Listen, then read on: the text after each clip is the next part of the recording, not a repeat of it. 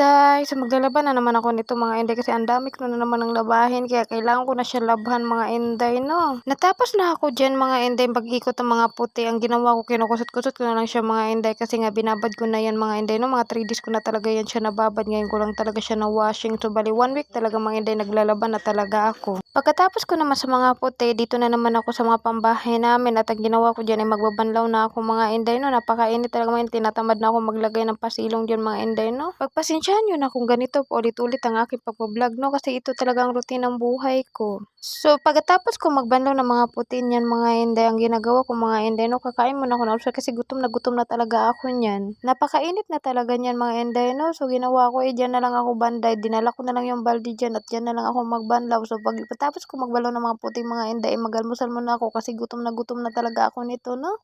Ang ulam po talaga niyan mga Inday, no? Prito talong, tas itlog, tas tuyo mga Inday. Kain tayo mga Inday. So, tingnan nyo, habang kumakain ako, nagmamaritisan pa rin ako.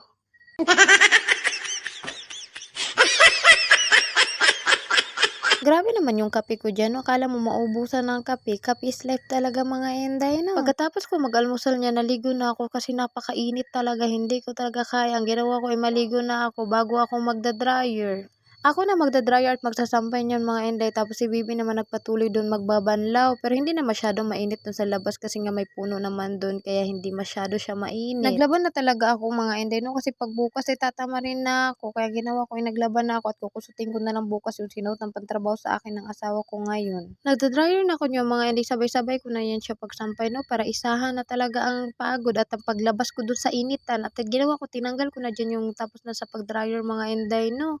Pagkatapos ko tinanggal, sinunod ko na yung mga decolor mga Inday. Hindi pa talaga ako nakasuklay niyan mga Inday, no? Kasi hinanap ko talaga yung suklay. Hindi ko mahanap. Kaya ang ginawa ko dyan ng pagsusuklay, yung kamay ko na lang talaga.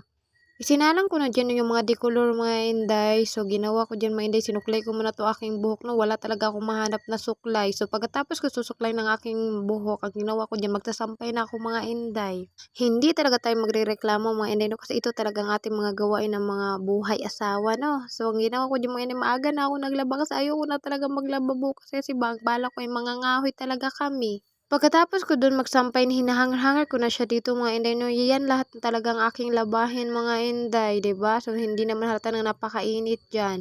So hanggang dito na lang ang aking video mga Inday, no? Naway natapos niyo ang aking video mga Inday. So thank you for watching mga Inday. Naway paki-follow at share mga Inday. Thank you.